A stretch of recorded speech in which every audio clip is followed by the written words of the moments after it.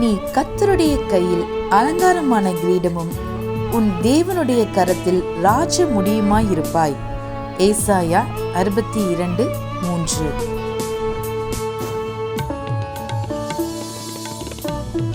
Thou shalt also be a crown of glory in the hand of the Lord, and a royal diadem in the hand of thy God. Isaiah 62:3. ஆண்டவரும் இரட்சகருமாகிய இயேசு கிறிஸ்துவின் நாமத்தினாலே மீண்டும் ஒருமுறை கூட God கோசிஸ் ministries மூலமாக இந்த கால வேளையில் உங்களை சந்திப்பதில் பெரும் மகிழ்ச்சி அடைகிறேன். ஆண்டவருடைய பெரிதான கிருபையினாலே 6 மாதங்களை கடந்து 7வது மாதத்தினை காண செய்த தேவனுக்கு கோடான கோடி ஸ்தோத்திரமும் கனமும் மகிமையும் உண்டாவதாக. கடந்த நாட்களிலே தேவனாகிய கர்த்தர் நாம் அனுபவித்த பாடுகளை அறிந்திருக்கிறார். அதை தாங்க பலனையும் தந்திருக்கிறார். அதனால் உண்டான மகிமையையும் மேன்மையையும் வரப்போகிற நாட்களில் நமக்கு நிச்சயமாக உண்டாக போகிறது. நம்முடைய சூழ்நிலைகள், தனிப்பட்ட வாழ்க்கையில் இருக்கிற நெருக்கங்கள் ஒரு விதத்தில் அழுத்தி கொண்டிருக்கலாம். ஆனாலும் தேவனுடைய வார்த்தை சொல்லுகிறபடியே கர்த்தர் ஏற்ற காலத்தை வைத்திருக்கிறார். அந்த ஏற்ற காலத்தை இந்த நாட்களிலே நாம் நிச்சயம் காணப்போகிறோம். என்னோடு சேர்ந்து தேவனை நம்பி அவருடைய நாமத்தினாலே காத்திருங்கள். நிச்சயம் வெற்றி சிறப்போம். கர்த்தருடைய முழுமையான ஆசீர்வாதங்களை பரிபூர்ணமாக பெற்றுக்கொள்ள நீங்கள் ஆயத்தமுள்ளவர்களாக இருப்பீர்கள் என்று விசுவாசிக்கிறேன். கர்த்தர் தாமே இந்த மாதத்திலே நம்மையும் நம் குடும்பத்தினரையும் வெற்றி சிறக்க செய்வாராக. ஆமென்.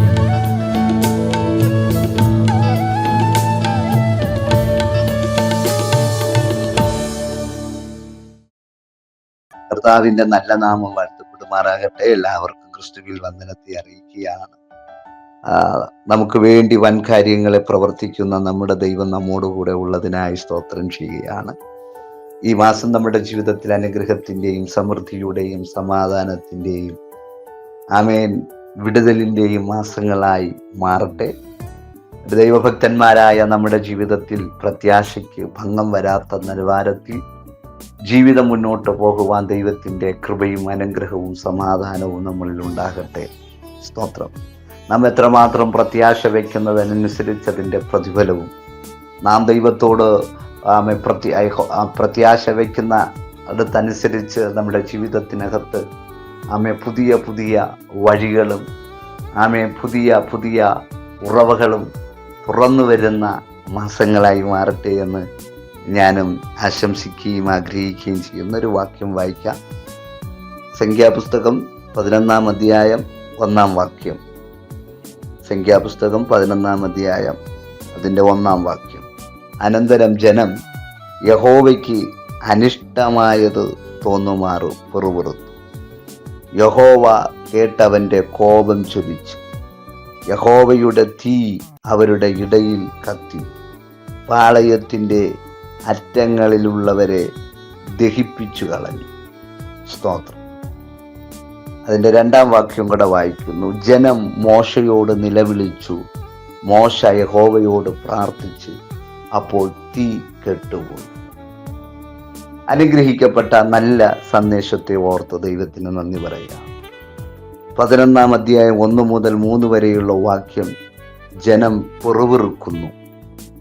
3 മുതൽ 35 വരെയുള്ള വാക്യങ്ങൾ, 11-ന്റെ 3 മുതൽ 35 വരെയുള്ള വാക്യങ്ങൾ പിറുപിറുത്തതിൻ്റെ ഫലമായി ദൈവം അവർക്ക് വേണ്ടി സ്തോത്രം അവർ ആഗ്രഹിച്ച വിഷയത്തിൽ സമൃദ്ധിയെ കൊടുക്കുന്നു, കാടയെ അയക്കുന്നു. സ്തോത്രം. ശ്രദ്ധിക്കൂ, മടങ്ങി വരാം. 1-ാം വാക്യം വായിച്ചു. ജനം യഹോവയ്ക്ക് അനിഷ്ടമായത് തോന്നുമാറും വെറുവെറുത്തു. യഹോവ കേട്ടവന്റെ കോപം ജ്വലിച്ച്. യഹോവയുടെ തീ അവരുടെ ഇടയിൽ കത്തി. പാളയത്തിൻ്റെ അറ്റങ്ങളിലുള്ളവരെ ദഹിപ്പിച്ചു കളഞ്ഞു. ദൈവത്തിന് അനിഷ്ടമായത് തോന്നുമാറാക്കുന്ന പിറുവിറുപ്പുകൾ മുഖാന്തരമാണ് ദൈവത്തിൻ്റെ കോപം ചൊലിക്കുവാൻ അവരുടെ ജീവിതത്തിനകത്ത് നിലവിളി ഉയരത്തക്ക തരത്തിലുള്ള തീ പുറപ്പെടാനിടയായി. അപ്പോൾ ചില അനർത്ഥങ്ങൾ, ചില പ്രശ്നങ്ങൾ പെട്ടെന്ന് ഉരുത്തിരിഞ്ഞു വരത്തില്ല. ആ വിഷയം ചിലത് വെളിപ്പെടുന്നതിൻ്റെ കാരണം തിരിഹിതമില്ലാത്തത് തമ്പുരാന് ഹിതമില്ലാത്തത് ചെയ്യുമ്പോഴാണ് സ്തോത്രം അത് പ്രയാസത്തിലേക്ക്, പ്രതിസന്ധിയിലേക്ക് മാറുവാൻ ഇടയാകും. ഇസ്രായേൽ മക്കൾ മിസ്രയീമിൽ നിന്നും പുറപ്പെടുമ്പോൾ തന്നെ അവരുടെ പ്രത്യാശ, അവരുടെ ആഗ്രഹങ്ങൾ വലുതാണ്. സ്തോത്രം. ഇനി കഷ്ടമില്ല, ഇനി നിലവിളിയില്ല, ഇനി ഭാരമില്ല. ഇവിടെ മോശ ഉപദേശിച്ചതുപോലെയുള്ള ഒരൊറ്റ വാർത്ത അനുഗ്രഹം, നന്മ, പാലും തേനും ഒഴുകുന്ന. പക്ഷേ ഈ അനുഗ്രഹം മാത്രം കേട്ട് പുറപ്പെടുമ്പോൾ ഇതിൻ്റെ പിന്നിൽ ഒരു ഭയങ്കര ശൂന്യത, പ്രതിസന്ധി, കയ്പ് പോലെ ജീവിതത്തിനകത്ത് പ്രാണന് പോലും അപകടകരമാകുന്ന വിഷയങ്ങൾ വരുമെന്ന് പോലും ജനത്തിനറിയത്തില്ലായിരുന്നു. ഇത് കേട്ട് പുറപ്പെടുമ്പോൾ അവരുടെ ജീവിതം അവർ ആഗ്രഹിച്ച നിലവാരത്തിലേക്ക് എത്താത്തതിനാൽ സ്തോത്രം പിറുവിറുപ്പ് വീഴുവാനിടയാണ്. നേതൃത്വം നയിക്കുന്ന ഭക്തന് വിരോധമായി പിറുവിറുക്കുമ്പോൾ ആ പിറുവിറുപ്പ് ദൈവസന്നിധിയിലേക്ക് എൽക്കുന്നു. ആ പിറുവിറുപ്പ് പല മേഖലകളും അവരുടെ വഴിയെ തടഞ്ഞു. അവരുടെ ജീവിതത്തെ സ്തോത്രം വലിയ അന്ധകാരത്തിലേക്ക് ആക്കത്തക്ക തരത്തിൽ ദൈവത്തിന് വിപരീതമായി ചെയ്യുന്നതിനാൽ അവരുടെ ജീവിതത്തിനകത്ത് ഒത്തിരി പ്രതിസന്ധികൾ ഉളവാക്കുവാനിടയായി തീർന്നു. അപ്പോൾ അങ്ങനെയുള്ള പിറുവിറുപ്പ് മുഖാന്തരം അവരുടെ ജീവിതത്തിനകത്ത് ദൈവം അവരുടെ പിറുവിറുപ്പുകളെ സ്തോത്രം മനസ്സിലാക്കിയിട്ട് അതിൻ്റെ നടുവിൽ പ്രാർത്ഥിക്കുന്ന മോശയുടെ പ്രാർത്ഥന കേട്ട് അതിന് ശമനം വരുത്തിയിട്ടുണ്ട്, ശാന്തത വരുത്തിയിട്ടുണ്ട്.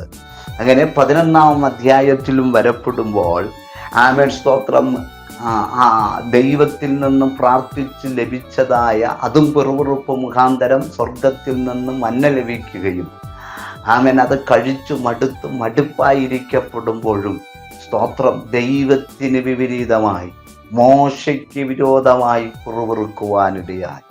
ആ പിറുവിറുപ്പ് സ്തോത്രം ദൈവത്തിൻ്റെ കോപത്തെ ജ്വലിപ്പിക്കുവാനിടയായി. ആ കോപമാണ് അവരുടെ ജീവിതത്തിനകത്ത് തീയായി അവർ ഇരിക്കുന്ന പട്ടണത്തിൻ്റെ അറ്റത്തോളം ദഹിപ്പിക്കുവാനിടയായി. അവിടെയും ഒരു പ്രാർത്ഥനക്കാരൻ എഴുന്നേറ്റ് ആ പ്രതിസന്ധികളെ ശമനപ്പെടുത്തുവാൻ ഇടയായി തീർന്നു. ശ്രദ്ധിക്കൂ. അപ്പോൾ ചില വിഷയങ്ങൾ ക്ലിയറായി നമ്മൾ ആഗ്രഹിക്കുന്ന സമയത്ത് നടക്കാതിരിക്കപ്പെടുമ്പോഴും നമ്മുടെ ജീവിതത്തിനകത്ത് തെറ്റായ ചിന്തകൾ അല്ലെങ്കിൽ തെറ്റായ മേഖലകൾ അത് പ്രയാസകരമായി മാറുമ്പോഴാണ് നമ്മൾ പോലും അറിയാൻ പറ്റാത്ത വിഷയങ്ങൾ, അനർത്ഥങ്ങൾ, പ്രതിസന്ധികൾ പ്രതികൂലമായി വരുവാൻ കാരണം പിറുവിറുപ്പാണ്. അപ്പോൾ നമുക്ക് നമ്മുടെ ജീവിതത്തിൽ വെളിപ്പെടേണ്ടതായ വിഷയങ്ങൾ സ്തോത്രം ഒരു പിറുവിറുപ്പിന് ഇടയാകാതിരിക്കണമെങ്കിൽ നമ്മൾ കർത്താവിൻ്റെ ആലോചന അനുസരിച്ച് നമ്മൾ കർത്താവിൻ്റെ ഹിതമനുസരിച്ച് മുന്നോട്ട് പോയാൽ അതൊരനുഗ്രഹമായി മാറുമെന്നുള്ള കാര്യം മറന്നു പോകരുത്. 11-ാം അധ്യായം 1-ാം വാക്യം നമ്മൾ വായിച്ചു. പക്ഷേ സ്തോത്രം അത് 10-ാം അധ്യായം 33-ാം വാക്യം വായിക്കപ്പെടുമ്പോൾ കാണുവാൻ സാധിക്കുന്നത് ഇങ്ങനെയാണ്. അനന്തരം അവർ യഹോവയുടെ പർവ്വതം വിട്ട് 3 ദിവസത്തെ വഴിപോയി. യഹോവയുടെ നിയമപ്പെട്ടകം അവർക്ക് വിശ്രമസ്ഥലത്ത് അന്വേഷിക്കേണ്ടതിന് 3 ദിവസത്തെ വഴി മുമ്പോട്ട് പോയി. പാളയം പുറപ്പെട്ടപ്പോൾ യഹോവയുടെ മേഘം പകൽ സമയം അവർക്ക് മീതെ ഉണ്ടായി. നോക്കൂ, അങ്ങനെ ആ 3 ദിവസത്തെ വഴിയാത്രയിൽ സാഹചര്യങ്ങൾ അനുകൂലമല്ലാത്തതുകൊണ്ട് ജനം പിറുപിറുക്കുവാനും ആവലാതിപ്പെടുവാനും തുടങ്ങി. ഒന്ന്, മിസ്രയീമിൻ അടിമത്തത്തിൽ നിന്നുള്ള തങ്ങളുടെ വിടുതലിനായി തങ്ങൾക്ക് വേണ്ടിയുള്ള ദൈവത്തിൻ്റെ വീര്യപ്രവൃത്തികളും അവർ എത്ര വേഗം മറന്നു. അവർ ദൈവത്തിൽ ആശ്രയിക്കുകയോ തങ്ങളുടെ ജീവിതത്തെയും ഭാവിയെയും ദൈവത്തിന് സമർപ്പിക്കുകയോ ചെയ്തില്ല. ആയതിനാൽ അവരുടെ ജീവിതത്തിനകത്ത് പ്രതിസന്ധികൾ പിറുപിറുപ്പായി മാറി. അത് ദൈവത്തിന് കോപം ജ്വലിപ്പിക്കുവാൻ ഇടയായി. നമ്മുടെ ജീവിതത്തിൽ ചിലതൊക്കെ മറക്കുമ്പോൾ, ദൈവം ചെയ്ത നന്മകൾ, ദൈവം ചെയ്തതായ വഴികൾ, ദൈവം ചെയ്ത അത്ഭുത സ്തോത്രം സാധ്യതകളൊക്കെ നമ്മൾ മറക്കുമ്പോഴാണ് സ്തോത്രം നമ്മുടെ ജീവിതത്തിൽ അറിയാതെ പറയുന്ന വാക്കുകൾ, അറിയാതെ പറയപ്പെടുന്ന സ്തോത്രം വാക്കുകൾ അത് ദൈവസന്നിധിയിൽ പ്രയാസകരമായി മാറുന്നത്. അതുകൊണ്ട് നമ്മുടെ വഴികളെ നമ്മുടെ ചിന്ത കൊണ്ട് അടയ്ക്കരുത്.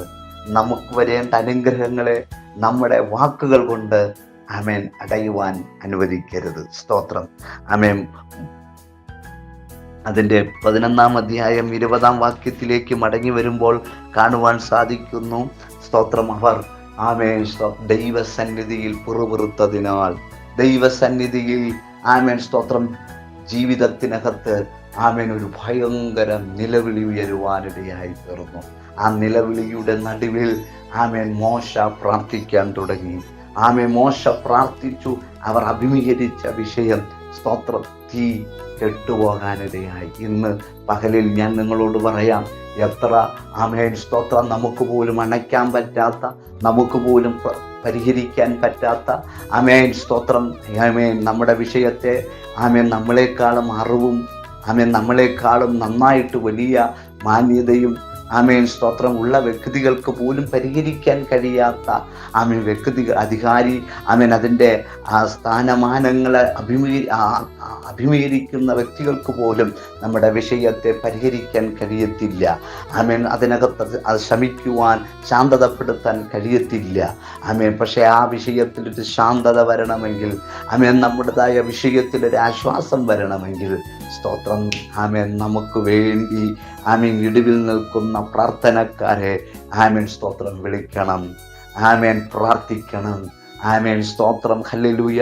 മോശ പ്രാർത്ഥിക്കാൻ തുടങ്ങി. എങ്ങനെയാ പ്രാർത്ഥിക്കാൻ തുടങ്ങിയത്? ഈ വിഷയം അവർക്ക് പരിഹരിക്കാൻ പറ്റാത്തതിനാൽ നിലവിളിച്ചു. ആ നിലവിളി മുഖാന്തരം സ്തോത്രം പ്രാർത്ഥന ഉയർന്നു. ഇന്ന് പകലിൽ നമുക്ക് പരിഹരിക്കാൻ പറ്റാത്ത, നമുക്ക് പോലും അണയ്ക്കാൻ പറ്റാത്ത വിഷയത്തിൽ നിലവിളി ഉയർന്നെങ്കിൽ, ആ നിലവിളി സ്തോത്രം ശാന്തമാകണമെങ്കിൽ പ്രാർത്ഥന ഉയരണം. പ്രാർത്ഥന ഉയർന്നാൽ ഇന്ന് രാത്രിയിൽ പറയാം, എത്രാളിക്കത്തുന്ന തീ മേഖല പ്രശ്നമായാൽ എത്രാളിക്കത്തുന്ന തീ പോലെ ആ തീയെ അണയ്ക്കാൻ പ്രാർത്ഥന മാത്രം. വലിയ തീയെ വെള്ളം കൊണ്ടണയ്ക്കുന്നത് പോലെ, സ്തോത്രം. ഹല്ലേലൂയ. അത് അണയ്ക്കത്തക്ക തരത്തിലുള്ള സംവിധാനങ്ങൾ നമ്മുടെ മുമ്പിലൊക്കെ ഉണ്ടാകപ്പെടുമ്പോഴും അതിവേഗത്തിൽ നമ്മുടെ ഇതുപോലെയുള്ള പൊങ്ങുന്ന പ്രശ്നങ്ങൾ അണയ്ക്കാൻ കഴിയുന്നതൊന്നേ ഉള്ളൂ, അത് പ്രാർത്ഥനയാണ്. പ്രാർത്ഥനയാൽ കഴിയാത്തതൊന്നുമില്ല. ആ പ്രാർത്ഥനയിൽ 6 ലക്ഷത്തിൽ ജനം സ്തോത്രം അനുഭവിക്കുന്നതായ നിലവിളികളെ ഒറ്റ പ്രാർത്ഥന, മനുഷ്യന്റെ പ്രാർത്ഥന മുഖാന്തരം ആ തീ കെട്ടുപോകാനിടയായി. ഈ മാസത്തിൽ ഞാനൊരൊറ്റ ദൂത് പറയാൻ, കഴിഞ്ഞ നാളുകൾ നിങ്ങളെ അഭിമുഖീകരിച്ച വിഷയത്തെ കെടുത്തുന്നതായി മാറണം നമ്മുടെ പ്രാർത്ഥന. ആ പ്രാർത്ഥന ഇനി അടുത്ത ദിവസങ്ങളിൽ ചില വിടുതലുകൾ കേൾക്കണം. ചില വിടുതലുകൾ കേൾക്കുകയല്ല, കാണണം. സ്തോത്രം. അവർ ആഗ്രഹിച്ചു. മന്ന കഴിച്ചു മടുത്തു. സ്തോത്രം. ഹല്ലേലൂയ. എന്നാൽ മിസ്രൈമിയുടെ ചിന്ത ഓടി വന്നു. നല്ലൊരു ഭക്ഷണം കഴിക്കാൻ, ഇറച്ചി കഴിക്കാം. പക്ഷേ എന്തു സംഭവിച്ചു? ഒരു ദിവസം കഴിക്കത്തക്ക തരത്തിലല്ല, 5 ദിവസം കഴിച്ച് തൃപ്തി അടങ്ങത്തക്ക തരത്തിലില്ല ദൈവപ്രവൃത്തി വെളിപ്പെട്ടത്. 20 ദിവസം കഴിച്ച് തൃപ്തി അടക്കപ്പെടാനുള്ളതല്ല ദൈവം ചെയ്തത്.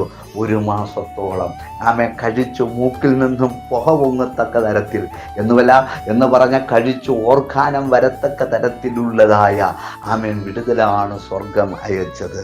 ഇന്ന് പകലിൽ ഞാൻ നിങ്ങളോട് ശക്തമായി പറയാം, ദൈവ പൈതലേ, നമ്മൾ അഭിമുഖീകരിക്കുന്ന വിഷയം കൊണ്ട് സ്തോത്രം ഹല്ലേലൂയ നിലവിളി അല്ലെങ്കിൽ പ്രശ്നം വന്ന് നിലവിളികൾ ഉയരപ്പെടുമ്പോഴും ഞാൻ പറയാം, നമ്മൾ ആഗ്രഹിച്ചതിനേക്കാൾ അപ്പുറമായി സ്തോത്രം ഇസ്രായേൽ മക്കൾ കുറച്ച് ദിവസം മാത്രം കഴിക്കാമെന്നല്ല, ഒറ്റ മാസം അവർ ഒരു ദിവസം ആഗ്രഹിച്ചു, അല്ലെങ്കിൽ 1-2 ദിവസം ആഗ്രഹിച്ചില്ല, 1 മാസത്തോളം എന്ന് പറയുന്നത് പോലെ സ്വർഗത്തിലെ തമ്പുരാൻ നമ്മുടെ വിഷയത്തിൽ സ്തോത്രം ഒരു ദിവസമോ 1 മാസമോ 1 വർഷമോ സ്തോത്രം ഹല്ലേലൂയ തൃപ്തി അടങ്ങാത്തതല്ല, ജീവപര്യന്തത്തോളം സമൃദ്ധിയായി നടത്തുന്ന ഒരു തമ്പുരാൻ നമുക്കുണ്ട്. അതുകൊണ്ട് ഇന്ന് പകലിൽ തമ്പുരാൻ അനിഷ്ടമായത് ചിന്തിക്കാതെ, തമ്പുരാൻ അനിഷ്ടമായത് പ്രവർത്തിക്കാതെ, സ്തോത്രം ആ അനിഷ്ടമായത് പ്രവർത്തിച്ച് തമ്പുരാന് കോപം അയച്ച് അത് അനർത്ഥമായി മാറാതിരിപ്പാൻ ഈ ദിവസങ്ങളിൽ നമ്മളെ തന്നെ കണ്ടുണർന്നു ദൈവകരങ്ങളിലേക്ക് ഏൽപ്പിക്കുന്നുവെങ്കിൽ സ്വർഗത്തിലെ തമ്പുരാൻ വൻ കാര്യങ്ങളെ ചെയ്യും. സംഖ്യാപുസ്തകം 11-ാം അധ്യായം 20-ാം വാക്യം കൂടെ വായിക്കുന്നു. 1 മാസം മുഴുവനും തന്നെ അത് നിങ്ങളുടെ മൂക്കിൽ കൂടി പുറപ്പെട്ട് നിങ്ങൾക്ക് ഓക്കാനം വരുവോളം നിങ്ങൾ തിന്ന് നിങ്ങളുടെ ഇടയിൽ ഉള്ള യഹോവ നിങ്ങൾ നിരസിക്കുകയും ഞങ്ങൾ മിസ്രയീമിൽ നിന്നും എന്തിന് പുറപ്പെട്ടു പോന്നു എന്ന് പറഞ്ഞ് അവൻ്റെ മുമ്പാകെ കരയുകയും ചെയ്തിരുന്നുവല്ലോ. അപ്പോൾ മോശ എന്നോടുകൂടെയുള്ള ഈ ജനത്തിനു വേണ്ടി അത്ഭുതങ്ങൾ ചെയ്തതുപോലെ ഇന്ന് പകൽ മനസ്സിലാക്കുക. സ്തോത്രം.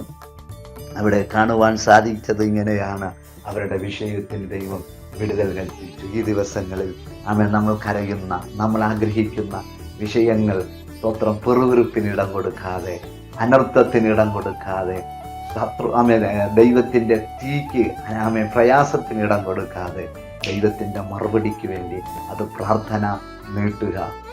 സ്തോത്രം. താമസിക്കും തോറും നമ്മുടെ വിഷയം വലുതാണ്, നല്ലതാണ്. അതുകൊണ്ട് ഇന്ന് പകലിൽ ഒരു കാര്യം പറയാം, ഏതൊക്കെ വിഷയങ്ങൾ പൊങ്ങിയാലും തീയെ അണപ്പിക്കുന്ന വെള്ളം അത് അണഞ്ഞു കെട്ടുപോകുന്നത് പോലെ നമ്മുടെ പ്രാർത്ഥനകളെ ഇന്ന് പകലിൽ ചില മറുപടിയായി നമ്മുടെ പ്രാർത്ഥന സ്തോത്രം ചില പ്രശ്നത്തെ കെടുത്തിക്കളയുകയും നമുക്ക് വേണ്ടി ചില മറുപടിയും തരുന്നതായി മാറുന്ന ദിവസങ്ങളായി മാറട്ടെ.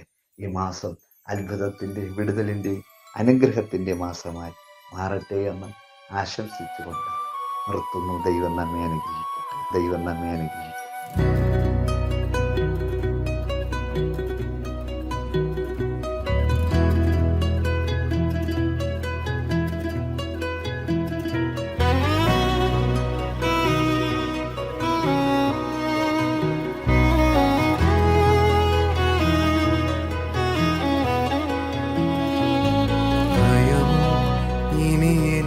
സ്ഥാനമില്ല എൻ ഭാവിയെല്ലാം താതൻ കരങ്ങളില.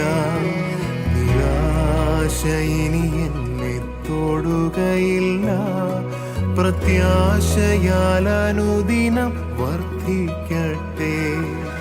ഭയമോ ഇനി എന്നിൽ സ്ഥാനമില്ല. എൻ ഭാവിയെല്ലാം താതൻ കരങ്ങളില. നിരാശ ഇനി എന്നെ തൊടുകയില്ല. പ്രത്യാശയാൽ അനുദിനം വർദ്ധിക്കട്ടെ. യാഹേ അങ്ങെന്നുമെൻ ദൈവം, തലമുറ തലമുറയാ. യാഹേ അങ്ങെന്റെ സങ്കേതം, തലമുറ തലമുറയായി. നീ മയങ്ങുകില്ല, നീ ഉറങ്ങുകില്ല. ഇസ്രായേലിൻ പരി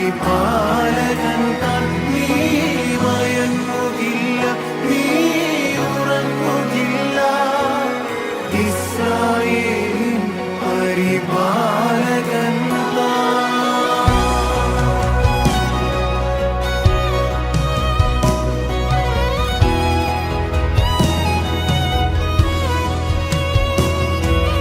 മരണഭയം എല്ലാം മാറിടട്ടെ, ശത്രുഭീതിയെല്ലാം നീങ്ങിടട്ടെ. മരണഭയം എല്ലാം മാറിടട്ടെ, ശത്രുഭീതിയെല്ലാം നീങ്ങിടട്ടെ. മരണത്തെ ജയിച്ചവൻ, ശത്രുവെ തകർത്തവൻ, സകലത്തിലും മീതെ ഉന്നതനാം. മരണത്തെ ജയിച്ചവൻ, ശത്രുവെ തകർത്തവൻ, സകലത്തിനും മീതെ ഉന്നതനാം. യാഹേ അങ്ങെന്നുമെൻ ദൈവം, തലമുറ തലമുറയാ. യാഹേ അങ്ങെന്റെ സങ്കേതം, തലമുറ തലമുറയാ. നീ മയങ്ങുകില്ല, നീ ഉറങ്ങുകില്ല, ഇസ്രായേലിൻ പരിപാലകൻ